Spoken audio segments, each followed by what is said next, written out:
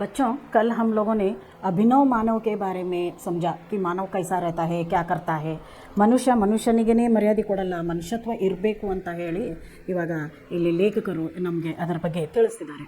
ಅದಕ್ಕೆ ಮನುಷ್ಯನಿಗೇ ಮರ್ಯಾದೆ ಕೊಡಲ್ಲ, ಆಮೇಲೆ ಇವಾಗ ಎಲ್ಲ ಕಾಲನೇ ಬದಲಾಗಿದೆ, ಕಲಿಯುಗ ಬಂದಿದೆ ಅನ್ನೋದನ್ನು ನಿನ್ನೆ ನಾವು ಕಲ್ತ್ಕೊಂಡ್ವಿ. ಇವತ್ತು ನಾವು ಪತ್ರಲೇಖನ ಬಗ್ಗೆ ಕಲ್ತ್ಕೊಳ್ಳೋಣ. ಇದಕ್ಕೂ ಮುಂಚೆನೇ ತಾವು ಪತ್ರಲೇಖನಗಳ ಬಗ್ಗೆ ಬಹಳಷ್ಟು ತಿಳ್ಕೊಂಡಿದ್ದೀರಿ. ಅದರಲ್ಲಿ ಔಪಚಾರಿಕ ಪತ್ರ, ಅನೌಪಚಾರಿಕ ಪತ್ರ, ಅಫಿಷಿಯಲ್ಲು, ಅನ್ಅಫಿಷಿಯಲ್ ಅಂತ ಇರುತ್ತೆ. ಔಪಚಾರಿಕ ಪತ್ರವನ್ನು ಇನ್ಸ್ಟಿಟ್ಯೂಷನ್ನು, ಆಫೀಸು ಅಂದರೆ ಗೌರ್ಮೆಂಟಿಗೆ ಸಂಬಂಧಪಟ್ಟ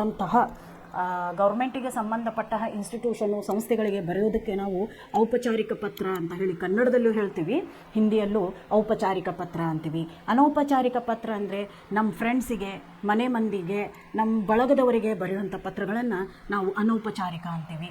ಔಪಚಾರಿಕವಾಗಿ ಬರೆಯೋ ಪತ್ರಗಳಿಗೆ ನಾವು ಅವರಿಗೆ ತುಂಬ ಅದು ಬರೆಯುವಂಥ ಪದ್ಧತಿನೇ ಬೇರೆ. ನಾವು ಅವರಿಗೆ ಆದರಣೀಯ ಅಂತ ಹಾಕ್ತೀವಿ, ನಿಮ್ಮ ವಿಶ್ವಾಸಾರ್ಹ ಅಂತ ಹಾಕ್ತೀವಿ. ಈ ರೀತಿ ಬೇರೆ ಬೇರೆ ಥರದಿಂದ ನಾವು ಪತ್ರಗಳನ್ನು ಬರಿತೀವಿ. ಅದೇ ರೀತಿ ಇಲ್ಲಿ ಕೊಟ್ಟಿದ್ದಾರೆ, ನಾವು ದೊಡ್ಡವರಿಗೆ ಸಂಬೋಧನೆ ಮಾಡುತ್ತಾ ಅಥವಾ ದೊಡ್ಡವರಿಗೆ ನಾವು ಬರಿತೀವಿ ಪತ್ರಗಳನ್ನು ಅಂತ ಅಂದಾಗ ಅಲ್ಲಿ ಗುರುಜನ ಅಂದರೆ ಗುರುಗಳು, ನಮಗಿಂತ ದೊಡ್ಡವರು, ಗುರು ಹಿರಿಯರಿಗೆ ಬರಿಬೇಕಾದ್ರೆ ಅವರಿಗೆ ಮಾನ್ಯವರ ಅಥವಾ ಆದರಣೀಯ, ಪೂಜ್ಯನೀಯ ಅಂತ ಹೇಳಿಬಿಟ್ಟು ನಾವೇನು ಮಾಡ್ತೀವಿ, ಅದನ್ನು ಸಂಬೋಧನೆ ಮಾಡ್ತೀವಿ. ಅದೇ ರೀತಿ ಆಮೇಲೆ ಎಲ್ಲ ಮುಗಿದ ಮೇಲೆ ಫಸ್ಟ್ ಸಂಬೋಧನ ಅಂತ ಹೇಳ್ತೀವಿ. ಅದಕ್ಕೆ ನಾವೇನಂತ ಹೇಳ್ತೀವಿ, ಸಂಬೋಧನ. ಅವರಿಗೆ ಯಾವ ಥರ ಬರಿಬೇಕು ನಾವು,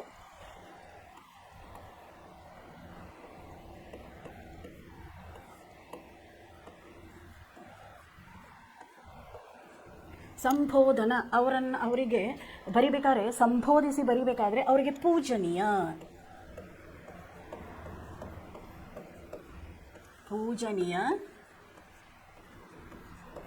ಪೂಜ್ಯ ಅಥವಾ ಆದರಣೀಯ, ಮಾನ್ಯ.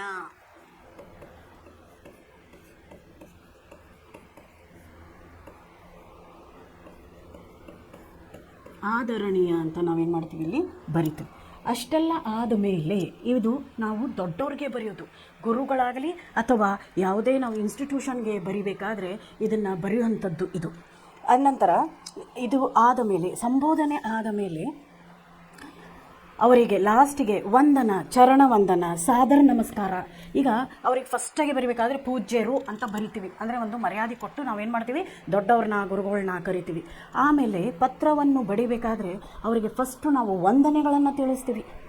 ವಂದನೆಗಳನ್ನು ತಿಳಿಸೋದು ನಮ್ಮ ನಮ್ಮದು ಪದ್ಧತಿ. ಅದಕ್ಕೆ ಅಲ್ಲಿ ವಂದನೀಯ ಅಂತ ಬರಿಬೋದು, ನಮಸ್ಕಾರಗಳು ಅಂತ ಬರೆಯೋಕೆ ಬರಲ್ಲ. ಇದು ಹಿಂದಿಯಲ್ಲಿ ನಮಸ್ಕಾರಗಳು ಬರೋದೇನೇ ಇಲ್ಲ, ಹಿಂದಿಯಲ್ಲಿ ಬರೋದು ವಂದನೀಯ.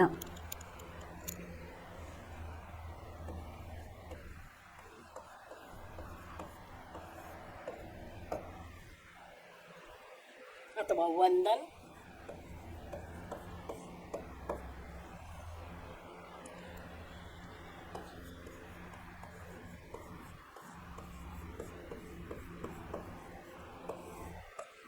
ಸಾದರ್ ಪ್ರಣಾಮ್ ಅಂತಲೇ ಬರ್ತದೆ. ಪ್ರಣಾಮ ಅಂತಂದರೆ ನಮಸ್ಕಾರ, ಅದಕ್ಕೆ ಸಾದರ್ ಪ್ರಣಾಮ್ ಅಂತ ಹೇಳ್ಬೋದು ನಾವು, ಅಥವಾ ಸಾದರ್ ನಮಸ್ಕಾರ ಅಂತಲೂ ನಾವು ಹೇಳ್ಬೋದು. ನಮಸ್ಕಾರ ಅನ್ನುವುದು ನಾವು ಕನ್ನಡದಲ್ಲಿನೂ ಉಪಯೋಗ ಮಾಡ್ತೀವಿ, ಹಿಂದಿಯಲ್ಲೂ ಉಪಯೋಗ ಮಾಡ್ತೀವಿ. ಅದೇ ರೀತಿ ನಾವು ಅದನ್ನು ಸಂಸ್ಕೃತದಲ್ಲೂ ನಾವೇನು ಮಾಡ್ತೀವಿ, ಅದನ್ನು ಉಪಯೋಗ ಮಾಡ್ತೀವಿ. ಎಲ್ಲ ಮುಗಿದ ಮೇಲೆ ಲಾಸ್ಟಲ್ಲಿ ನಾವು ಬರಿಬೇಕು, ಥ್ಯಾಂಕ್ಸ್ ಅಂತ ಹೇಳಬೇಕು, ವಂದನೆಗಳು ಅಂತ ಅವ್ರಿಗೆ ಹೇಳಬೇಕಾದ್ರೆ ನಾವು ಅಲ್ಲಿ ಲಾಸ್ಟಿಗೆ ಚರಣ ಸೇವಕ, ಆಜ್ಞಾಕಾರಿ. ಗುರುಗಳಿಗೆ ಬರುವುದಾದರೆ ನಿಮ್ಮ ಆಜ್ಞೆಯನ್ನು ಪಾಲಿಸುವಂತಹ ಆಜ್ಞಾಕಾರಿ ಶಿಷ್ಯ ಅಂತ ನಾವು ಬರಿತೀವಿ.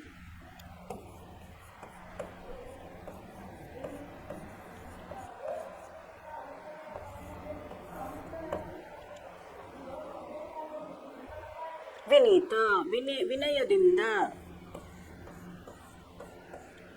ವಿನಯದಿಂದ ಇದು ಬರೆಯುವಂತಹ ಕೆಲವೊಂದು ಪತ್ರಲೇಖನವನ್ನು ಬರೀಬೇಕಾದ್ರೆ ನಾವು ಯೂಸ್ ಮಾಡಿಕೊಳ್ಳುವಂಥ ಕೆಲವೊಂದು ಪದ್ಧತಿಗಳು. ಅಲ್ಲಿಗೆ ಸಂಬೋಧನ, ಏನಂತ ಸಂಬೋಧನೆ ಮಾಡ್ತೀರಾ, ಅವ್ರಿಗೆ ಏನಂತ ಹೇಳ್ತೀರಾ ಮೊದಲು, ಅವರಿಗೆ ನಾವು ಪೂಜ್ಯನೀಯ ಅಂತ ನಾವು ಏನು ಮಾಡ್ತೀವಿ, ಕರಿತೀವಿ. ದೊಡ್ಡವ್ರಿಗಾದರೆ ಇಲ್ಲಿ ನಾವು ತಂದೆಗೂ ಕರಿಬೋದು, ಗುರುಗಳಿಗೂ ನಾವು ಏನಂತ ಯೂಸ್ ಮಾಡ್ಬೋದು, ಪೂಜನೀಯ. ಇದು ಔಪಚಾರಿಕ ಅನೌಪಚಾರಿಕ ಎರಡೂ ಪತ್ರದಲ್ಲಿ ಇದು ಯೂಸ್ ಆಗುತ್ತೆ. ಅದ ನಂತರ ಅವರಿಗೆ ನಾವು ನಮಸ್ಕಾರ ಅಂತ ಮಾಡಬೇಕಾದರೆ ವಂದನೀಯ ವಂದನೀಯ ಗುರುಜನ್ ಅಥವಾ ವಂದನೀಯ ಗುರುಗಳೇ ಅಂತ ನಾವು ಯಾವ ರೀತಿ ಹೇಳ್ತೀವಿ. ನಮಸ್ಕಾರ ಹೇಳಬೇಕಾದ್ರೆ ವಂದನೀಯ ಹೇಳಬಹುದು, ವಂದನ್ ಅಂತ ಹೇಳ್ಬೋದು, ಸಾದರ ಪ್ರಣಾಮ ಅಂತಲೂ ನಾವು ಇಲ್ಲಿ ಹೇಳಬಹುದು. ಎಲ್ಲವನ್ನು ಬರೆದು ಆದ ನಂತರ ಲಾಸ್ಟಲ್ಲಿ ಅವ್ರಿಗೆ ಥ್ಯಾಂಕ್ಸ್ ಹೇಳಬೇಕಾದ್ರೆ ನಾವು ಆಜ್ಞಾಕಾರಿ ಅಥವಾ ವಿನೀತ್ ಅಂತಲೂ ನಾವೇನು ಮಾಡ್ಬೋದು ಇಲ್ಲಿ ಹೇಳಿಕೊಳ್ಳಬಹುದು. ಹೇಳಿದ ಅರ್ಥ ಆಯ್ತಾ? ಇಷ್ಟೆಲ್ಲ ಆದಮೇಲೆ ಇವಾಗ ನೋಡ್ರಿ, ಇದು ಆಯಿತು, ಇದು ದೊಡ್ಡವ್ರಿಗಾಯಿತು. ಇವಾಗ ನಾವು ನಮ್ಮ ಜೊತೆ ಇರೋರಿಗೆ ಬರಿಬೇಕಾದ್ರೆ ಪ್ರಿಯ ಭಾಯಿ, ಪ್ರಿಯ ಮಿತ್ರ ಅಂತ ಬರಿತೀವಿ. ನಾವು ಏನಂತ ಬರಿತೀವಿ ಇಲ್ಲಿ?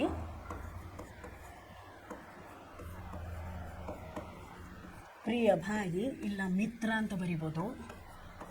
ಪ್ರಿಯ ಭಾಯಿ, ಪ್ರಿಯ ಮಿತ್ರ ಅಂತ ಬರಿಬೋದು. ನಮ್ಮ ಜೊತೆ ಇರೋರಿಗೆ, ನಮ್ಮ ಜೊತೆಯಲ್ಲಿ ಇರೋವಂಥವ್ರಿಗೆ ಅಂದರೆ ನಮ್ಮ ಬರಾಬರಿಯಲ್ಲಿರೋರಿಗೆ ನಾವು ಯಾವ ಥರ ಬರಿತೀವಿ. ಇಲ್ಲೇನು ಪ್ರಣಾಮ ಅಂತಲೂ ಹೇಳ್ಬೋದು, ನೀವು ನಮಸ್ಕಾರ ಅಂತಲೂ ಹೇಳ್ಬೋದು. ಫ್ರೆಂಡ್ಸಿಗೆ ಬರಿಬೇಕಾದ್ರೆ ಪ್ರಣಾಮ ಅಂತಲೂ ಹೇಳ್ಬೋದು, ನಮಸ್ಕಾರಗಳು ಅಂತಲೂ ಹೇಳ್ಬೋದು. ನಾವು ವಿಶ್ ಮಾಡ್ತೀವಲ್ಲ, ಹಲೋ ಹಾಯ್ ಅಂತ ಹೇಳ್ತೀವಿ. ಆಗಾದರೂ ತುಂಬ ದಿನದ ಮೇಲೆ ನಮ್ಮ ಫ್ರೆಂಡ್ಸ್ ಬೆಟ್ಟಾದಾಗ ನಾವು ಏನಂತ ಕರಿತೀವಿ ಅವ್ರನ್ನ, ಏ ಹಾಯ್ ಹೇಗಿದೆಯಾ, ಹಾಯ್ ಚೆನ್ನಾಗಿದೆಯಾ ಇಲ್ವಾ ಅಂತ ಹಿಂಗೆ ನಾವು ಮಾತಾಡ್ತೀವಿ. ಅದೇ ರೀತಿ ಪತ್ರದಲ್ಲಿ ಹಾಯ್ ಹಲೋ ಅಂತ ಹೇಳೋಕ್ಕೆ ಬರಲ್ಲ ಮಕ್ಕಳೇ. ಪತ್ರದಲ್ಲಿ ಹಾಯ್ ಏನೋ ಚೆನ್ನಾಗಿದೆಯಾ ಅಂತ ಕೇಳಕ್ಕೆ ಬರಲ್ಲ. ಅದು ಪತ್ರವನ್ನು ಬರೆಯುವಂಥ ಪದ್ಧತಿ ಬೇರೆ. ಅದಕ್ಕೆ ಇಲ್ಲಿ ನಮಸ್ಕಾರ, ಹೇಗಿದೆಯಾ, ಚೆನ್ನಾಗಿದೆಯೋ ಇಲ್ಲೋ, ಕುಶಲಮಂಗಲ ಇದೆಯೋ ಇಲ್ಲೋ ಮನೆಯಲ್ಲಿ ಅಂತ ನಾವೇನು ಮಾಡ್ತೀವಿ, ಅವ್ರನ್ನ ಕೇಳ್ತೀವಿ. ಅದು ಆದಮೇಲೆ ಲಾಸ್ಟಲ್ಲಿ ನಾವೇನಂತ ಬರಿತೀವಿ, ನಿನ್ನ ಮಿತ್ರ, ತುಮ್ಹಾರ ಮಿತ್ರ. ಲಾಸ್ಟಲ್ಲಿ ಥ್ಯಾಂಕ್ಸ್ ಅಂತ ಹೇಳಬೇಕಾದ್ರೆ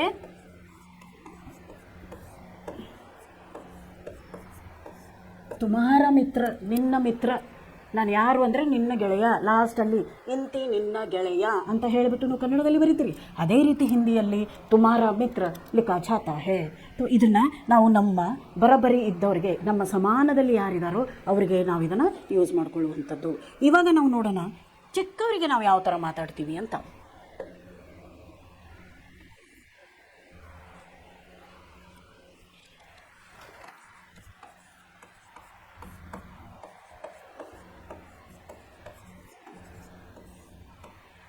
ಚಿಕ್ಕವರಿಗೆ ನಾವು ಪ್ರಿಯ ಚಿರಂಜೀವ ಅಂತ ಕರಿತೀವಿ. ಆಮೇಲೆ ಲಾಸ್ಟಲ್ಲಿ ಪ್ರಸನ್ನರಹೋ, ಖುಷಿಯಾಗಿರು. ಅವ್ರಿಗೆ ಮಾತಾಡ್ಬೇಕಾದ್ರೆ ಏನು ಮಾಡ್ತೀವಿ, ಚಿರಂಜೀವ ನನ್ನ ತಮ್ಮನಿಗೆ. ಚಿರಂಜೀವ ಅಂತಂದರೆ ಯಾವತ್ತೂ ಚೆನ್ನಾಗಿರು ಅಂತ ಹೇಳಿಕೊಂಡು, ಚಿರಂಜೀವಿ ಯಾವತ್ತು ಚೆನ್ನಾಗಿ ಬಾಳು ಅಂತ ಹೇಳಿ ನಾವೇನು ಮಾಡ್ತೀವಿ, ನನ್ನ ತಮ್ಮನಿಗೆ ನಾನು ಕರಿತೀನಿ. ನನಗಿಂತ ಚಿಕ್ಕವರು ಅವ್ರನ್ನ ಚಿರಂಜೀವ ಅಂತ ಹೇಳ್ತೀವಿ.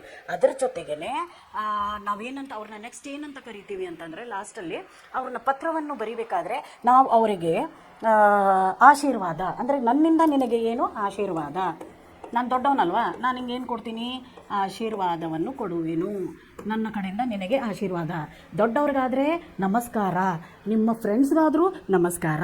ಚಿಕ್ಕವನಾದರೆ ನನ್ನಿಂದ ನಿನಗೆ ಏನು ಬೇಕು, ನನ್ನಿಂದ ನಿನಗೆ ಆಶೀರ್ವಾದ ಅಂತ ಹೇಳಿಬಿಟ್ಟು ನಾವೇನು ಮಾಡ್ತೀವಿ, ಬರಿತೀವಿ. ಅದಾದ ಮೇಲೆ ಪ್ರಸನ್ನರಹೋ.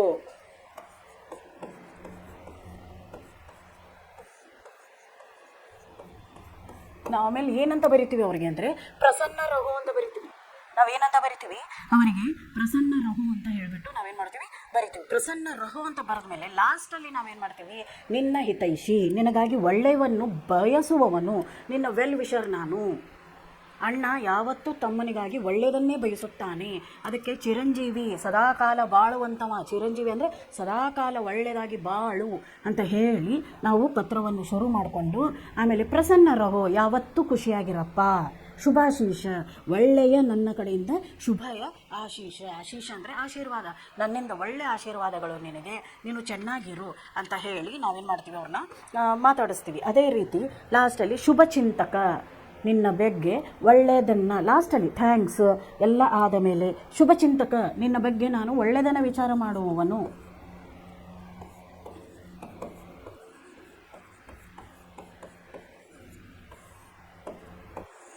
ಅಂತ ಹೇಳಿ ಪತ್ರಗಳನ್ನು ನಾವು ಶುರು ಮಾಡಬೇಕು. ಲಾಸ್ಟು ನಾವು ಯಾರಾದರೂ ಪರಿಚಯದವರು, ಫ್ರೆಂಡ್ಸ್ ಅಲ್ಲ, ನಮಗೆ ಫ್ರೆಂಡ್ಸ್ ಇವರು ಇಲ್ಲವೇ ಇಲ್ಲ, ಇವರು ಕೇವಲ ನಮ್ಮ ಪರಿಚಯದವರಾಗಿದ್ದರೆ ನಾವು ಅವರಿಗೆ ಬಂಧು ಅಂತ ಕರಿತೀವಿ. ನಾವು ನಮ್ಮ ಬಂಧು ಬಳಗ ಅಲ್ಲ, ಬರೀ ಬಂಧು, ನನ್ನ ಬಂಧು, ಪ್ರಿಯ ಬಂಧು, ಬಂಧುವರ ಅಥವಾ ಪ್ರಿಯ ಬಂಧು ಅಂತ ಅವನಿಗೆ ಕರಿತೀವಿ. ಅದು ಕೇವಲ ಪರಿಚಯದವರಿಗೆ ಮಾತ್ರ. ಲಾಸ್ಟಿಗೆ ಅವ್ರಿಗೂ ನಾವು ಲೆಟರ್ ಬರಿಬೇಕಾದ್ರೆ ನಮಸ್ಕಾರ ಅಂತ ಹೇಳ್ತೀವಿ, ಯಾಕಂದರೆ ತುಂಬ ಪರಿಚಯ ಇಲ್ಲ, ಸ್ವಲ್ಪನೇ, ಅವರಿಗೆ ನಮಸ್ಕಾರ ಅಂತ ಹೇಳಿ ಹಾಕ್ತೀವಿ. ಅದರ ನಂತರ ಲಾಸ್ಟ್ ಮೆಲ್ನಲ್ಲಿ ಆಪಕ ಅಥವಾ ಆಪಕಿ ಭಾವದೀಯ, ಥ್ಯಾಂಕ್ಸ್ ಅಂತ ಹೇಳಿದಾಗ ಭಾವದೀಯ.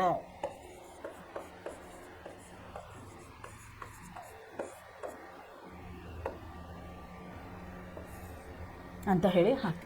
ಇವಾಗ ನೋಡ್ಕೊಳ್ಳೋಣ ನೆಕ್ಸ್ಟ್ ಅಪರಿಚಿತರು. ನಮ್ಗೆ ಯಾರೂ ಪರಿಚಯನೇ ಇಲ್ಲ. ಇವಾಗ ನಾವು ದೊಡ್ಡ ದೊಡ್ಡ ಆಫೀಸ್ಗೆಲ್ಲ ಹೋದಾಗ ಅಲ್ಲಿರೋ ಮ್ಯಾನೇಜರ್ಗಳಿಗೆ ನಮಗೆ ಪರಿಚಯ ಇಲ್ಲ. ಆವಾಗ ನಾವು ಅವ್ರಿಗೆ ಮಹೋದಯ ಅಂತ ಹೇಳ್ತೀವಿ. ಮಹೋದಯ ಶ್ರೀಮಾನ್ ಇಲ್ಲ ಮಾನ್ಯವರು. ನೋಡ್ರಿ, ಶ್ರೀಮಾನ್ ದೊಡ್ಡವ್ರಿಗೂ ಬರುತ್ತೆ, ಮಹೋದಯ ದೊಡ್ಡವ್ರಿಗೂ ಬರುತ್ತೆ, ಅದೇ ರೀತಿ ಅಪರಿಚಿತರಿಗೂ ಬರುತ್ತೆ ಮಹೋದಯ.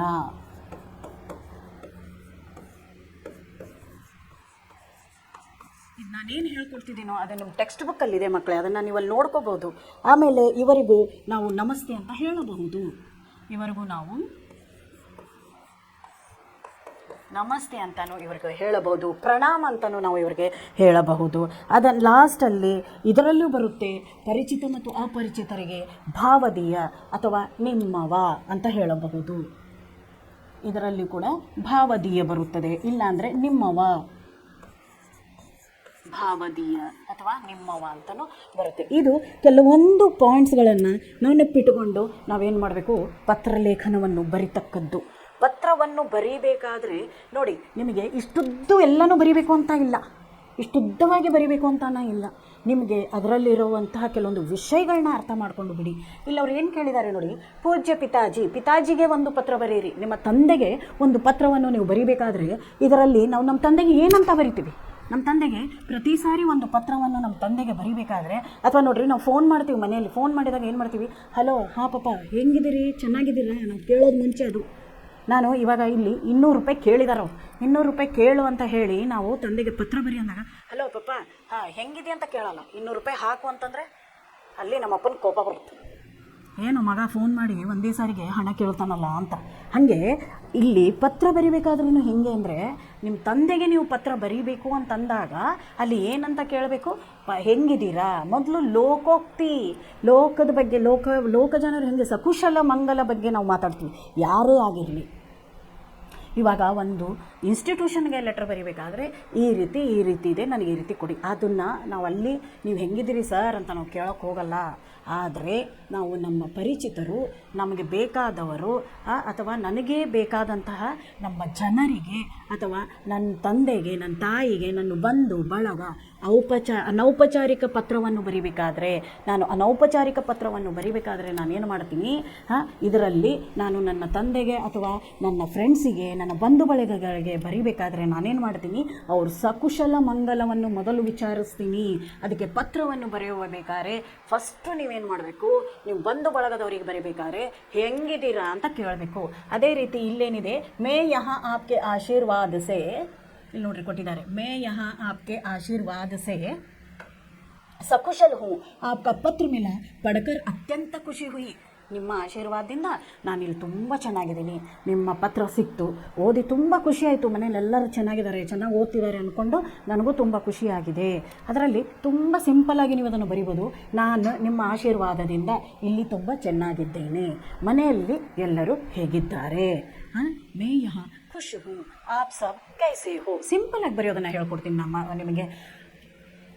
आपकी आज्ञानुसार मन लगाकर दिन रात पढ़ाई में व्यस्त रहता हूँ, खेल कूद या गपशप में ज़्यादा समय ಗವಾ ನಹಿ ರಹಾ ಹೂ. ಅಥವಾ ಇಲ್ಲೆಲ್ಲಿ ಏನು ಹೇಳ್ತಿದ್ದಾರೆ, ನಿಮ್ಮ ಆಜ್ಞೆಯಂತೆ ನೀವು ಯಾವ ರೀತಿ ಹೇಳಿದ್ರಲ್ಲ ಆ ರೀತಿ ನಾನು 24 ಗಂಟೆನೂ ಕೂಡ ನನ್ನ ಓದಿನಲ್ಲಿ ನಾನು ತಲ್ಲೀನನಾಗಿ ಬಿಟ್ಟಿದ್ದೇನೆ. ನಾನು ಹೆಚ್ಚಾಗಿ ಆಟ ಆಡೋದು, ಬೇರೆಯವ್ರ ಜೊತೆ ಕೂತ್ಕೊಂಡು ಹರಟೆ ಹೊಡೆಯೋದನ್ನು ನಾನಿಲ್ಲಿ ಮಾಡುತ್ತಿಲ್ಲ. ಹಮಾರೆ ಸ್ಕೂಲ್ ಕಿ ಓರ್ ಸೆ ಅಗಲೆ ಮಹಿನೆ 10 से 13 तारीख तक ಶೈಕ್ಷಿಕ ಯಾತ್ರಾ ಆಯೋಜಿತ ಕಿಯಾ ಗಯಾ ಹೈ. ಶೈಕ್ಷಿಕ ಯಾತ್ರಾ ಅಂತಂದರೆ ಶೈಕ್ಷಣಿಕ ಯಾತ್ರೆ, ಪ್ರವಾಸ. ಶೈಕ್ಷಣಿಕ ಪ್ರವಾಸವನ್ನು 10 ರಿಂದ 13 3 ದಿನದ ಮಟ್ಟಿಗೆ ಆಯೋಜನೆ ಮಾಡಲಾಗಿದೆ. ಉನಕೆ ಸಾತ್ ಜಾನಾ ಚಾಹತಾ ಹೂँ, ಅವ್ರ ಜೊತೆ ನನಗೂ ಹೋಗೋಕ್ಕೆ ಏನಾಗಿದೆ, ತುಂಬ ಇಷ್ಟ ಇದೆ. ಅದಕ್ಕಾಗಿ ಅದಕ್ಕೆ ನನಗೆ ಎಷ್ಟು ಹಣ ಬೇಕು, ನನಗೆ ಒಂದು 2,000 ರೂಪಾಯಿಯನ್ನು ಪ್ಲೀಸ್ ಕಳಿಸಿಕೊಡ್ರಿ. ಅದಕ್ಕೆ ಅವ್ರು ಕೇಳ್ತಾರೆ 2,000 ರೂಪಾಯಿ ಆಗಿದೆ, ಕಳಿಸಿಕೊಡ್ರಿ. ಮಾತಾಜಿಕೋ ಮೇರಾ ಪ್ರಣಾಮ್, ಛೋಟಿ ಬೆಹನ್ ಪ್ರಿಯಾಕೋ ಡೇರ್ ಸಾರಾ ಪ್ಯಾರ್. ಇದನ್ನೇ ನೀವು ಇನ್ನೂ ಚಿಕ್ಕದಾಗೆ ಬರೀಬೇಕು ಅಂತಂದರೆ, ಪೂಜ್ಯ ಪಿತಾಜಿ ನಿಮ್ಮ ಆಶೀರ್ವಾದದಿಂದ ನಾನಿಲ್ಲಿ ಚೆನ್ನಾಗಿದ್ದೇನೆ, आपके आशीर्वाद से मैं यहाँ पे अच्छी हूँ, मेरे घर में सब लोग कैसे हैं, माँ कैसी है, बहन कैसी है, मैं यहाँ अच्छा पढ़ लिख रहा हूँ, मुझे 2,000 रुपये की ज़रूरत है क्योंकि महाविद्यालय में शैक्षणिक प्रवास के लिए ले जा रहे हैं, आपसे विनती करता हूँ कि मुझे 2,000 रुपये भेज दीजिए. ಇಷ್ಟಂತ ಹೇಳಿ ಇದೇ 4 ಲೈನಲ್ಲಿ ನೀವು ಬರೆದ್ರೂ ಕೂಡ ಅದು ಪತ್ರ ಸರಿಯಾಗಿ ಅಲ್ಲಿಗೆ ಮುಟ್ಟಿ ಹೋಗುತ್ತೆ. ಅದನ್ನೆಲೆ ಯಾವತ್ತೂ ತಲೆಯಲ್ಲಿಟ್ಕೊಡ್ರಿ, ಸೇವಾಮೆ ಇಲ್ಲಿ ಬರೆಯೋಕ್ಕೆ ಬರಲ್ಲ. ಯಾಕಂದರೆ ಇದು ಅನೌಪಚಾರಿಕ ಪತ್ರ, ನನ್ನ ತಂದೆಗೆ ನಾನು ಬರೆಯುವಂಥ ಪತ್ರ. ಇಲ್ಲಿ ಸೇವಾಮೆ ಈ ಕೆಳಗಡೆ ಬರುತ್ತೆ ನೋಡ್ರಿ, ಶ್ರೀ ಪ್ರಭಾಕರ್ BM, घर नंबर, ಭಾರತ್ ನಿವಾಸ್, ಕರ್ನಾಟಕ ಸ್ಕೂಲ್ಗೆ ಸಮೀಪ, ರಾಜೇಶ್ವರಿ ನಗರ್, ಬೀದರ್ ಜಿಲ್ಲಾ. ಅವ್ರ ತಂದೆಯ ಅಡ್ರೆಸ್ಸನ್ನು ಅವ್ರು ಏನು ಮಾಡಿದ್ದಾರೆ ಇಲ್ಲಿ ಹಾಕಿದ್ದಾರೆ ನೋಡಿರಿ. ಔಪಚಾರಿಕ ಪತ್ರವನ್ನು ಬರಿಬೇಕಾದ್ರೆ ನೋಡಿ, ಅಲ್ಲಿ ನೀವು ನಿಮ್ಮ ತಂದೆಯದು ಅಡ್ರೆಸ್ ಅಲ್ಲಿ ಬರಿಬೇಕಾಗಿಲ್ಲ, ಬರೀ ಅಲ್ಲಿ ದಿನಾಂಕ ಬರಿಬೇಕು. ಇಲ್ಲಿ ಪೂಜ್ಯ ಪಿತಾಜಿ ನಿಮ್ಗೆ ಏನು ಬರೆಯೋದಿದೆ, ಯಾವುದ್ರ ಬಗ್ಗೆ ಬರೆಯೋದಿದೆ ಅದನ್ನು ಇಲ್ಲಿ ನೋಡ್ಕೊಂಡು ಬಿಟ್ಟು ಅದರ ನಂತರ ಅವರಿಗೆ ಥ್ಯಾಂಕ್ಸ್ ಅಂತ ಹೇಳಲೇಬೇಕು. ಎಲ್ಲ ಒಂದು ಪತ್ರದಲ್ಲೂ ಲಾಸ್ಟಲ್ಲಿ ಧನ್ಯವಾದಗಳು ಇರಬೇಕು. ಅದರಾದ ಮೇಲೆ ಸೇವಾಮೆ ಅಂದಾಗ ಇದು ಯಾರಿಗೆ ಹೋಗುತ್ತಲ್ಲ ಪತ್ರ ಯಾರಿಗೆ ಹೋಗಬೇಕೋ ಅವ್ರ ಅಡ್ರೆಸ್ಸನ್ನು ಇಲ್ಲಿ ಬರಿಬೇಕು. ಎಷ್ಟೋ ಜನರ ಮಕ್ಕಳನ್ನು ನಾವು ಸ್ಕೂಲಲ್ಲಿ ನೋಡ್ತೀವಿ, ಪತ್ರ ಎಲ್ಲ ಬರೆದಾದ್ಮೇಲೆ ಥ್ಯಾಂಕ್ಸ್ ಅಂತ ಕನ್ನಡದಲ್ಲಿ ಬರೆದಿರುವಂಥ ಪತ್ರಿಗೆ ಇಂಗ್ಲೀಷಲ್ಲಿ ಥ್ಯಾಂಕ್ಸ್ ಅಂತ ಬರೀತಾರೆ. ಅದು ತಪ್ಪಾಗುತ್ತೆ ಮಕ್ಕಳೇ, ನಿಮ್ಮ ಮಾರ್ಕ್ಸ್ಗಳೇ ಕಟ್ಟಾಗ್ಬಿಡ್ತವೆ. ಆ ರೀತಿ ಯಾವತ್ತು ತಪ್ಪುಗಳನ್ನ ಮಾಡೋಕ್ಕೆ ಹೋಗಬೇಡಿ, ಅಲ್ಲಿ ಅದು ಬರುವುದೇ ಇಲ್ಲ. ಅದರ ನಂತರ ಇನ್ನೊಂದು ಇಷ್ಟೆಲ್ಲ ಬರೆದಾದ್ಮೇಲೆ ಧನ್ಯವಾದಗಳು ಅಂತ ಬರೆದ್ಬಿಟ್ಟು ಇಲ್ಲಿ ನೋಡ್ರಿ, ಮಕ್ಕಳು ಯಾವ ಥರ ಬರೀತಾರಂತ ಹೇಳ್ತೀನಿ ನಾನು. ಈ ಥರ ಬರಿಬಾರ್ದು, ತಪ್ಪಾಗುತ್ತೆ. ಧನ್ಯವಾದ ಅಂತ ಹೇಳಿ ಬರೆದು ಲಾಸ್ಟಲ್ಲಿ ರಮೇಶ್ ಅಂತ ಬರಿತಾನೆ ಅವನು. ರಮೇಶ್ ಅಂತ ಬರೆದುಬಿಟ್ಟು ಹಿಂಗೆ ಹಾಕ್ಬಿಡ್ತಾನೆ. ಈ ರೀತಿ ಮಾಡುವುದು ತಪ್ಪು. ಪತ್ರಗಳಲ್ಲಿ ದಯಮಾಡಿ ಈ ರೀತಿ ಮಾಡತಕ್ಕದ್ದಲ್ಲ. ನೀವು ಅದನ್ನು ಇಮೋಜಿಗಳನ್ನ ವಾಟ್ಸಪ್ಪಲ್ಲಿ, ಇನ್ಸ್ಟಾದಲ್ಲಿ ನೀವು ಯಾವ ರೀತಿ ಅದನ್ನು ಏನು ಮಾಡ್ತೀರಿ, ಕಳಿಸ್ಬಿಡ್ತೀರಿ. ಈ ಥರ ಮಾಡಿಬಿಟ್ರೆ ಅಲ್ಲಿ ನಿಮಗೆ ಮಾರ್ಕ್ಸೇ ಬರಲ್ಲ ಮಕ್ಕಳೇ. ಬರೆಯುವಂಥ ಪದ್ಧತಿ ಪ್ರಕಾರನೇ ಅದನ್ನು ನಾವು ಬರಿಬೇಕಾಗಿರೋದು. ಇದನ್ನು ಈ ರೀತಿ ಮಾಡಿದರೆ ಇದು ತಪ್ಪಾಗುತ್ತೆ. ಅಲ್ಲಿ ನೀವು ಥ್ಯಾಂಕ್ಸ್ ಅಂತ ಹೇಳಿದಾಗ, ಭಾವದೀಯ ಅಂತ ಹೇಳಿದಾಗ, ಅಲ್ಲಿ ಥ್ಯಾಂಕ್ಸ್ ಅಂತ ಹೇಳಿದ ಮೇಲೆ ಬರೀ ರಮೇಶ್ ಅಂತ ಆಪ್ಕಾ ಆಜ್ಞಾಕಾರಿ ಬೇಟಾ ರಮೇಶ್ ಅಂತ ಬರೆದ್ಬಿಟ್ರೆ ಸಾಕು. ಇದೆಲ್ಲ ಮಾಡಬೇಕಾಗಿಲ್ಲ ಅಲ್ಲಿ, ಅದೇನೂ ಇಲ್ಲ. ಆಪ್ಕೆ ಆಜ್ಞಾಕಾರಿ ಬೇಟಾ ಧನ್ಯವಾದ ಕೆ ಸಾಥ್ ಆಪ್ಕೆ ಆಜ್ಞಾಕಾರಿ ಬೇಟಾ ರಮೇಶ್ ಅಂತ ಹಾಕಿದ ಮೇಲೆ ಇಲ್ಲಿ ಮತ್ತೆ ನೀವು ಇಮೋಜಿಗಳನ್ನ ಮಾಡತಕ್ಕದ್ದಲ್ಲ. ಇದು ಭಾಳ ಜನರದು ನಾವು ಬೋರ್ಡ್ ಎಕ್ಸಾಮ್ಗಳಲ್ಲಿ ನೋಡ್ತೀವಿ. ಅದು ತಪ್ಪು ಮಕ್ಕಳೇ, ಅದರಿಂದ ನಿಮ್ಮ ಮಾರ್ಕ್ಸ್ಗಳು ಹೋಗ್ತವೆ. ಅದನ್ನು ಆ ರೀತಿ ಬರಿಬಾರ್ದು. ಇವಾಗ ನಾವು ಔಪಚಾರಿಕ ಪತ್ರದ ಬಗ್ಗೆ ನಾವು ತಿಳ್ಕೊಂಡ್ವಿ. ಇವಾಗ ಇದರಲ್ಲೇ ಅನೌಪಚಾರಿಕ ಪತ್ರನೂ ಯಾವ ರೀತಿ ಇರುತ್ತೆ ಅನ್ನೋದನ್ನು ನೋಡೋಣ.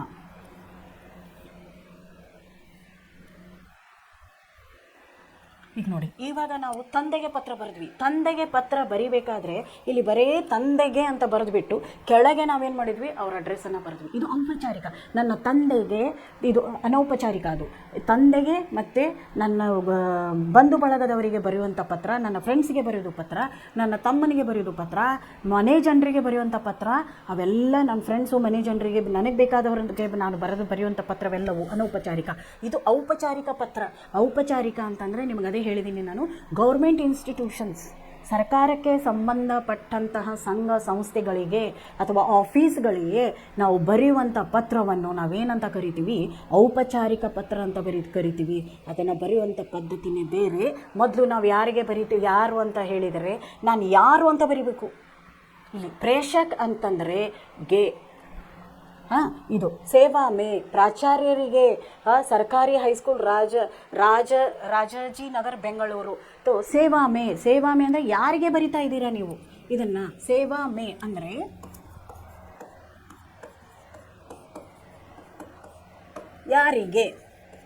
ಯಾರಿಗೆ ಪತ್ರವನ್ನು ಬರಿತಾ ಇದ್ದೀರಿ, ಪ್ರಾಚಾರ್ಯರು. ಸೇವಾಮೆ ಅಂದರೆ ಪ್ರಾಚಾರ್ಯರು.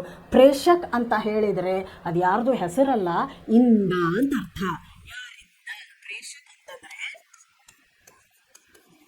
ಪ್ರೇಷಕ್ ಅಂತಂದರೆ ಇಂದ, ಯಾರಿಂದ.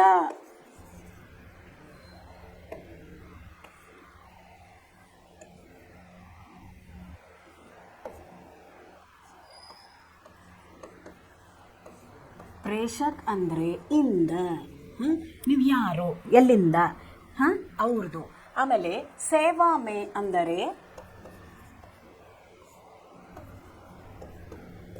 ಸೇವಾ ಮೇ ಅಂದರೆ ಯಾರಿಗೆ ನೀವು ಏನು ಬರೀತೀರಿ ಅವರಿಗೆ, ತಿಳಿತಾ?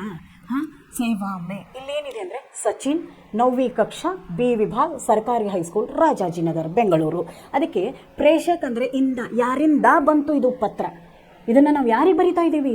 ನಮ್ಮ ಸಂಸ್ಥೆಗಳಿಗೆ. ಕಾಲೇಜು ಒಂದು ಸಂಸ್ಥೆ, ಸ್ಕೂಲ್ ಒಂದು ಸಂಸ್ಥೆ, ಹೊರಗಡೆ ಹೋಗಿದ್ರು ಅಂತ ನಾವು ಆಫೀಸ್ ಒಂದು ಸಂಸ್ಥೆ. ಆ ಸಂಘ ಸಂಸ್ಥೆಗಳಿಗೆ ನಾವು ಬರೆದಿರುವಂಥ ಪತ್ರಗೆ ಇಲ್ಲಿ ಪ್ರೇಷಕ್ ಅಂದರೆ ಯಾರಿಂದ ಅಂದರೆ ಸಚಿನ್ ಅನ್ನೋ ಒಂದು ಹುಡುಗನಿಂದ ಏನು ಬರೀತಿದ್ದಾನೆ ಅವನು, ಪ್ರಮಾಣ ಪತ್ರ ಬೇಕು ಅಂತ ಹೇಳಿಬಿಟ್ಟು ಅವನು ಏನು ಮಾಡ್ತಿದ್ದಾನೆ, ಪತ್ರವನ್ನು ಬರೀತಿದ್ದಾನೆ.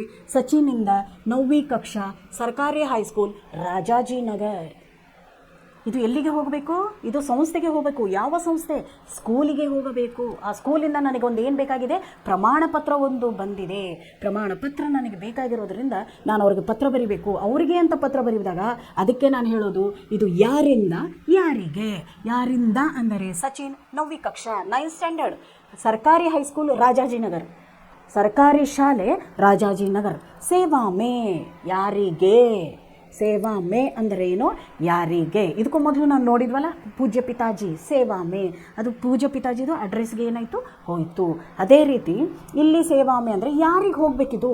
ಇದು ಪ್ರಾಚಾರ್ಯ ಸರ್ಕಾರಿ ಹೈಸ್ಕೂಲ್ ರಾಜಾಜಿನಗರ ಬೆಂಗಳೂರು. ಇಲ್ಲಿ ಅವನು ಏನು ಕೊಟ್ಟಿದ್ದಾನೆ ನೋಡ್ರಿ, ಎಷ್ಟು ಸಿಂಪಲಾಗಿ ಬರಿಬೇಕು ಅಂತಂದರೆ ಮಹೋದಯ್. ನಾನು ಹೇಳಿದ್ದೀನಲ್ಲ, ಈಗ ದೊಡ್ಡವರಿಗೆ ನಾವು ಬರಿಬೇಕಾದ್ರೆ, ಗುರು ಹಿರಿಯರಿಗೆ ನಾವು ಬರಿಬೇಕಾದ್ರೆ ಏನಂತ ಬರಿತೀವಿ? ಮೊದಲು ಮಹೋದಯ. ಡೈರೆಕ್ಟ್ಲಿ ನನಗೆ ಪ್ರಮಾಣ ಪತ್ರ ಕೊಡ್ರಿ ಅಂತ ನಾವು ಕೇಳೋಕ್ಕಾಗಲ್ಲ. ಮಹೋದಯ್ ಅಂದರೆ ಅವರಿಗೆ ಮರ್ಯಾದೆಯಿಂದ ನಾವು ಕರೆಯುತ್ತಿರೋದು ಸರ್, ರೆಸ್ಪೆಕ್ಟೆಡ್ ಸರ್ ಅಂತ ಕರಿತೀವಿ, ಆದರಣೀಯ ಗುರುಗಳೇ ಅಂತ ಕರಿತೀವಿ. ಅದೇ ರೀತಿ ಹಿಂದಿಯಲ್ಲಿ ನಾವೀಗ ಮಹೋದಯ. आपसे निवेदन, ಇಲ್ಲಿ ಮಹೋದಯ. आपसे निवेदन है कि मेरे पिताजी का तबादला मैसूर में हो गया है. तबादला ಅಂದರೆ ಟ್ರಾನ್ಸ್ಫರ್ ಆಗೋದು, ಬದಲಿ ಆಗಿರೋದು. ತಬಾದಲ ಅಂದರೆ ಟ್ರಾನ್ಸ್ಫರ್ ಆಗಿ ಹೋಗಿದ್ದಾರೆ. ಇಲ್ಲಿಂದ ನಾವು ಬಿಟ್ಟು ಬೇರೆ ಊರಿಗೆ ಹೋಗುತ್ತಿರುವುದರಿಂದ ಅವ್ರು ಏನು ಕೊಟ್ಟಿದ್ದಾರೆ ನೋಡ್ರಿ, ಆಪ್ಸೆ ನಿವೇದನ ಹೇಗೆ, ನಿಮ್ಮಿಂದ ನಿವೇದನ ಅಂದರೆ ನಿಮ್ಮಿಂದ ರಿಕ್ವೆಸ್ಟ್. ನಿವೇದನದ ಉತ್ತರ, ನಿವೇದನದ ಅರ್ಥ ಏನು? ರಿಕ್ವೆಸ್ಟ್. ನಿಮ್ಮ ಕಡೆ ನಿವೇದನೆ ಇದೆ ಅಂದರೆ ಪಿತಾಜಿಗ ತಬಾದಲ ಮೈಸೂರು ಮೇ ಹೋ ಗಯಾ ಹೇ, ಉನ್ಕೆ ಸಾಥ್ ಮುಜೆ ಭಿ ಜಾನಾ ಹೋಗಾ. ನನಗೆ ಮೈಸೂರಲ್ಲಿ ನಮ್ಮ ತಂದೆದು ಏನಾಗಿದೆ, ಟ್ರಾನ್ಸ್ಫರ್ ಆಗಿದೆ. ಟ್ರಾನ್ಸ್ಫರ್ ಆಗಿರೋದರಿಂದ ನನಗೂ ಅಲ್ಲಿ ಹೋಗಬೇಕಾಗಿದೆ. ಅದಕ್ಕಾಗಿ ನನಗೆ ಏನು ಬೇಕು? ಒಂದು ಪ್ರಮಾಣ ಪತ್ರವನ್ನು ನನಗೆ ಕೊಡಬೇಕು. ಅನುರೋಧಕರ್ತಾ ಹೂँ कि मुझे 9वीं ಕಕ್ಷಾ ಉತ್ತೀರ್ಣ ಹೋನೆ ಕಾ. ಬೇರೆ ಸ್ಕೂಲಿಗೆ ಹೋದಾಗ ನಾನು 8th ಮುಗಿಸಿದ್ದೀನಿ ರೀ, 9th ಇಲ್ಲಿ ಬಂದಿದ್ದೀನಿ ರೀ ಅಂದರೆ 8th ಮಾರ್ಕ್ಸ್ ಕಾರ್ಡ್ ಕೇಳ್ತಾರೆ ಅವ್ರು. ನಿಮಗೆ ಮಾರ್ಕ್ಸ್ ಕಾರ್ಡ್ ಕೇಳಿಬಿಟ್ಟು ಸ್ಕೂಲಿಂದ ಬರೆಸ್ಕೊಂಡು ಬರ್ರಿ, ನಮ್ಮ ಹತ್ರ ಕಲ್ತಿದ್ದಾನೆ ಅನ್ನೋದನ್ನು ಬರೆಸ್ಕೊಂಡು ಬರ್ರಿ. ಅದೇ ಪ್ರಮಾಣ ನಮಗೆ. ಅವ್ರು ಕೇಳ್ತಿರೋದೇನಿಲ್ಲ, ಪ್ರಮಾಣ ಪತ್ರ. ಅದು ಪ್ರಮಾಣ ಬೇಕು ನನಗೆ. ನೀನು ಆ ಸ್ಕೂಲಲ್ಲಿ ಓದಿದೆಯಾ ಅನ್ನೋದಕ್ಕೆ ಪ್ರೂಫ್ ಬೇಕಲ್ಲ, ಖಾತ್ರಿ ಆಗಬೇಕಲ್ಲ ನನಗೆ ನೀನು ಓದಿದೀಯ ಅಂತ. ಅದಕ್ಕೆ ಆ ಪ್ರಮಾಣ ಪತ್ರವನ್ನು ಕೊಡ್ರಿ ಅಂತ ಹೇಳಿಬಿಟ್ಟು ಅವ್ರು ಏನು ಮಾಡ್ತಿದ್ದಾರೆ, ಇಲ್ಲಿ ಲೆಟ್ರ್ ಬರೀತಿದ್ದಾರೆ. ಉತ್ತೀರ್ಣ ಹೋನೆ ಕಾ ಪ್ರಮಾಣ ಪತ್ರ, ಸ್ಕೂಲ್ ಛೋಡ್ನೆ ಕಾ ಪ್ರಮಾಣ ಪತ್ರ. ನೋಡ್ರಿ, ಎರಡು ಕೇಳ್ತಿದ್ದಾನೆ. ಇಲ್ಲಿ ನಾನು ಪಾಸ್ ಆಗಿದ್ದೀನಿ, ನಿಮ್ಮ ಸ್ಕೂಲಲ್ಲಿ ಇದ್ದೆ ಅನ್ನೋದಕ್ಕೂ ಒಂದು ಪ್ರಮಾಣ ಪತ್ರ ಕೊಡ್ರಿ. ಆಮೇಲೆ ಸ್ಕೂಲ್ ಲಿವಿಂಗ್ ಸರ್ಟಿಫಿಕೇಟ್ ಅಂತೀವಿ, TC ಅಂತೀವಿ ನಾವು. ಏನು TC ಅಂದರೆ school leaving certificate, TC transfer certificate, school leaving certificate, school ಛೋಡ್ನೆ ಕಾ ಪ್ರಮಾಣ ಪತ್ರ ತಥಾ ಚರಿತ್ರ ಪ್ರಮಾಣ ಪತ್ರ. ಚರಿತ್ರ ಪ್ರಮಾಣ ಪತ್ರ ಅಂದರೆ ಕ್ಯಾರೆಕ್ಟರ್. ಇಷ್ಟು ವರ್ಷ ನಾವು ಹುಡುಗ ನಮ್ಮ ಸ್ಕೂಲಲ್ಲಿದ್ದ, ಅವನದು ಬಿಹೇವಿಯರು ತುಂಬ ಚೆನ್ನಾಗಿತ್ತು, ಅವನ ನಡವಳಿಕೆ ತುಂಬ ಚೆನ್ನಾಗಿತ್ತು, ಅವನು ಒಳ್ಳೆ ಹುಡುಗ ಅಂತ ಹೇಳಿಬಿಟ್ಟು ಅವನ ಚರಿತ್ರ ಬಗ್ಗೆ, ಚರಿತ್ರ ಅಂದರೆ ನಮ್ಮ ಕ್ಯಾರೆಕ್ಟರು, ನಿಮ್ಮ ಚರಿತ್ರ ಹೆಂಗಿದೆ, ನಿಮ್ಮ ನಡವಳಿಕೆ ಹೆಂಗಿದೆ, ಅದರ ಬಗ್ಗೆ ಅವರು ಪ್ರಮಾಣ ಪತ್ರವನ್ನು ಕೊಡ್ರಿ ಅಂತ ಹೇಳಿಬಿಟ್ಟು ಅವನು ಏನು ಮಾಡ್ತಿದ್ದಾನೆ, ಕೇಳ್ತಿದ್ದಾನೆ. ಒಂದೂರಿಂದ ಇನ್ನೊಂದೂರಿಗೆ ಹೋಗಬೇಕಾದ್ರೆ ಅವರು ಪ್ರಮಾಣ ಪತ್ರವನ್ನು ಕೇಳ್ತಾರೆ. ಒಂದು ಆ ಸ್ಕೂಲಲ್ಲಿದ್ದು ಅಲ್ಲಿ ಸ್ಟಡಿ ಮಾಡಿರುವಂಥ ಪ್ರಮಾಣ ಪತ್ರ, ಸ್ಕೂಲನ್ನು ಬಿಟ್ಟು ಹೋಗ್ತಿರುವಂಥ ಪ್ರಮಾಣ ಪತ್ರ, ಅದ್ರ ಜೊತೆಗೆ ಸ್ಕೂಲಲ್ಲಿ ಇರಬೇಕಾದ್ರೆ ನಾನು ಯಾವ ರೀತಿ ಇದ್ದೆ, ನನ್ನ ನಡವಳಿಕೆ ಹೆಂಗಿತ್ತು, ನಾನು ಜಗಳ ಗಂಟಾಗಿದ್ನೋ, ನಾನು ಕಳ್ಳನಾಗಿದ್ನೋ, ನಮ್ಮ ನಡವಳಿಕೆ ಸ್ಕೂಲ್ದವ್ರ ಜೊತೆ, ಟೀಚರ್ಸ್ಗಳ ಜೊತೆ ಹೆಂಗಿತ್ತು ಅನ್ನೋದರ ಬಗ್ಗೆ ಒಂದು ಪ್ರಮಾಣ ಪತ್ರವನ್ನು ಕೊಡಲಾಗುತ್ತದೆ. ಅದಕ್ಕೆ ನಾವು ಚರಿತ್ರ ಪ್ರಮಾಣ ಪತ್ರ ಅಂತೀವಿ. ಆ ಚರಿತ್ರ ಪ್ರಮಾಣ ಪತ್ರವನ್ನು ಕೊಡ್ರಿ ಅಂತ ಹೇಳಿಬಿಟ್ಟು ಅವನು ಏನು ಮಾಡಿದ್ದಾನೆ, ಇಲ್ಲಿ ಪತ್ರವನ್ನು ಬರೆದಿದ್ದಾನೆ. ಧನ್ಯವಾದ, ಥ್ಯಾಂಕ್ಸ್. ನೋಡ್ರಿ, ಧನ್ಯವಾದ ಅಲ್ಲಿ ಬರುವುದಿಲ್ಲ, ಧನ್ಯವಾದ ಇಲ್ಲೇನೆ ಬರುವುದು. ಧನ್ಯವಾದ ಆಪ್ಕಾ ಆಜ್ಞಾಕಾರಿ ಛಾತ್ರ ಸಚಿನ್. ಅದಕ್ಕೆ ಅವ್ರು ಏನು ಕೊಟ್ಟಿದ್ದಾರೆ, ನಿಮ್ಮ ಆಜ್ಞಾಕಾರಿ ನಿಮ್ಮ ಶಿಷ್ಯ ಸಚಿನ್ ಅಂತ ಕೊಟ್ಟಿದ್ದಾರೆ. ಇವಾಗ 2 ಪತ್ರಗಳನ್ನು ನಿಮಗೆ ನಾನು ತಿಳಿಸ್ಕೊಟ್ಟಿದ್ದೀನಿ. ಅದು ನಿಮ್ಗೆ ಅರ್ಥ ಆಯ್ತಲ್ಲ ಮಕ್ಕಳೇ? ಇಲ್ಲಿ ನೋಡ್ರಿ, ಇಲ್ಲೇ ಕೊಟ್ಟಿದ್ದಾರೆ ನೋಡ್ರಿ. ಪತ್ರ ಲೇಖನ ಬರಿಬೇಕಾದ್ರೆ ನಾವು ಏನೇನು ಬರಿಬೇಕು, ದೊಡ್ಡವರಿಗೆ ನಾವು ಯಾವ ರೀತಿ ಸಂಬೋಧನೆ ಮಾಡಬೇಕು. ಇಲ್ಲಿ ನೋಡ್ರಿ, ಬಡೆ ಶ್ರದ್ಧ ಮಾನನೀಯ ಮಾನ್ಯವರ ಆದರಣೀಯ ಪೂಜನೀಯ, ಅವರಿಗೆ ವಂದನ ಅನ್ಬೇಕು, ಚರಣ ಸ್ಪರ್ಶ ಅನ್ಬೇಕು. ಲಾಸ್ಟಲ್ಲಿ ಥ್ಯಾಂಕ್ಸ್ ಬರಿಬೇಕಾದ್ರೆ ಆಪ್ಕಾ ಆಜ್ಞಾಕಾರಿ. ನೋಡ್ರಿ, ಇಲ್ಲಿ ಬಡೆ ತಥ ಗುರು ಅವ್ರಿಗೆ ಯಾರ್ಯಾರು ಅವ್ರಿಗೆ ಒಂದೊಂದು ಪದ ಇದೆ. ನನ್ನ ಜೊತೆಯಲ್ಲಿರೋರಿಗೆ ಒಂದು, ನನಗಿಂತ ದೊಡ್ಡವ್ರಿಗೊಂದು, ನನಗಿಂತ ಚಿಕ್ಕವ್ರಿಗೊಂದು, ಪರಿಚಿತರಿಗೊಂದು, ಅಪರಿಚಿತರಿಗೊಂದು ಪತ್ರ ಬರಿಬೇಕಾದ್ರೆ ನಾವು ಏನೇನೆಲ್ಲ ತಲೆಯಲ್ಲಿ ಇಟ್ಕೋಬೇಕು, ಯಾವುದನ್ನು ನಾವು ಅದನ್ನು ಫಾಲೋ ಮಾಡಬೇಕು, ಅದನ್ನು ಅನುಸರಿಸಬೇಕು ಅನ್ನೋದನ್ನು ಅವ್ರು ಕೊಟ್ಟಿದ್ದಾರೆ. ಒಂದು ದೊಡ್ಡವರಿಗೆ ನಾವು ಯಾವತ್ತೂ ಪತ್ರ ಬರಿಬೇಕಾದ್ರೆ ಇಲ್ಲಿ ನೋಡ್ರಿ, ಈ ಥರ ನಾವು ಇಲ್ಲಿ ಪ್ರೇಷಕ, ನೀವು ಯಾರು ಏನು ಎತ್ತ ಎಲ್ಲ ಬರೆಯೋದು ಪ್ರೇಷಕ. ಅದರ ನಂತರ ಸೇವಾಮೆ, ಇಲ್ಲಿ ಸೇವಾಮೆ ಅಂತ ಬರೀತೀವಿ. ಅದೆಲ್ಲ ಬರೆದು ಆದಮೇಲೆ ಇಲ್ಲಿ ಬರಿಬೇಕಲ್ಲ, ರೆಸ್ಪೆಕ್ಟೆಡ್ ಸರ್, ಆದರಣೀಯ ಸರ್ ಅಂತ ಬಂದಾಗ ನೋಡ್ರಿ ಇವೆಲ್ಲ ಬರ್ತೀವಲ್ಲಿ. ಸಂಬೋಧನ ಇಲ್ಲೇನು ಬರುತ್ತೆ, ಫಸ್ಟ್ ಹೆಸರಲ್ಲೇ ಸಂಬೋಧನಾ. ಈ ಸಂಬೋಧನ ಅಂತ ಏನು ಬರುತ್ತೋ ಅವಾಗೆಲ್ಲ ನೀವು ಇದನ್ನು ಬರೀತಕ್ಕದ್ದು. ಅದೆಲ್ಲ ಆದ ಮೇಲೆ ನೆಕ್ಸ್ಟ್ ಅವರಿಗೆ ಸಂಬೋಧನ ಮಾಡಿದ ನಂತರ ಅವರಿಗೆ ಅಭಿವಾದ ಕೊಡಬೇಕು. ನಾವು ಅವರಿಗೆ ಥ್ಯಾಂಕ್ಸ್ ಅಂತ ಹೇಳಬೇಕು ಅಂತಂದಾಗ, ಅಥವಾ ಅವರಿಗೆ ಒಂದು ನಿಮಗೆ ಸಪ್ರೇಮ ವಂದನೆಗಳು, ತಂದೆಗೆ ಸಪ್ರೇಮ ವಂದನೆಗಳು ಅಥವಾ ಚರಣ ಸ್ಪರ್ಶ ಅಂದಾಗ ಇಲ್ಲಿ ಬರಿಬೇಕು ಅಭಿವಾದನ.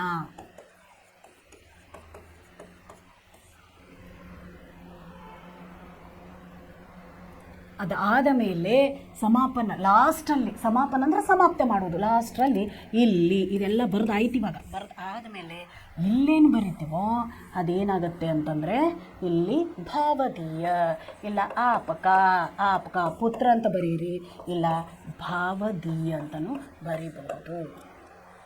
ಇವನ್ನೆಲ್ಲ ಸರಿಯಾಗಿ ಬರೆದ್ರೆ ಮಾತ್ರ ಮಕ್ಕಳು ಇದಕ್ಕೆ ನಿಮಗೆ 4ರಿಂದ 5 ಮಾರ್ಕ್ಸು ನಿಮಗೆ ಸಿಗುತ್ತೆ. ಅದಕ್ಕೆ ನೀವು ಇದನ್ನು ಸರಿಯಾಗಿ ಇದನ್ನು ನೋಡಿಕೊಂಡು ಸರಿಯಾಗಿ ಏನು ಮಾಡ್ಕೋಬೇಕು, ಇದನ್ನು ಬರೀಬೇಕು. ಇದು ಆಯಿತು.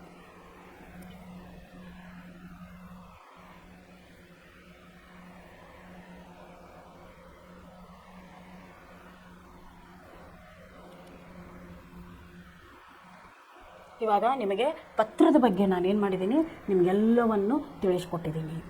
ಔಪಚಾರಿಕ, ಔಪಚಾರಿಕ ಪತ್ರವನ್ನು ಬರೀಬೇಕಾದ್ರೆ ನಾವು ಯಾವ್ಯಾವ ರೀತಿ ಮಾತಾಡಬೇಕು ಅವ್ರ ಜೊತೆ, ಅನೌಪಚಾರಿಕ ಪತ್ರ ಬರೀಬೇಕಾದ್ರೆ ನಾವು ಯಾವ್ಯಾವ ರೀತಿ ಮಾತಾಡಬೇಕು. ನೀವು ಒಂದು ಔಪಚಾರಿಕ ಪತ್ರ, ಒಂದು ಅನೌಪಚಾರಿಕ ಪತ್ರವನ್ನು ನೀವು ನಿಮ್ಮದೇ ಮಾತಿನಲ್ಲಿ ಬರೆದು ನಮಗೆ ಕಳಿಸ್ಬೇಕು. ಮಕ್ಕಳೇ ಒಂದು ಸಾರಿ ನೋಡಬೇಕು ಅದು ಹೆಂಗೆ ಬರಿತೀರಾ ಅಂತ. ಇವಾಗಂತೂ ಇಷ್ಟೆಲ್ಲ ಹೇಳಿದ್ದೀನಿ, ನಿಮಗೆ ಅರ್ಥ ಆಗಿರ್ಬೋದು. ಇನ್ನು ಮುಂದಿನ ಕ್ಲಾಸಿನಲ್ಲಿ ಗ್ರಾಮರ್ದು ಇನ್ನೊಂದು ಪಾರ್ಟನ್ನು ನಿಮಗೆ ನಾನು ತಿಳಿಸಿ ಹೇಳ್ತೀನಿ ಮಕ್ಕಳೇ. ಥ್ಯಾಂಕ್ಸ್.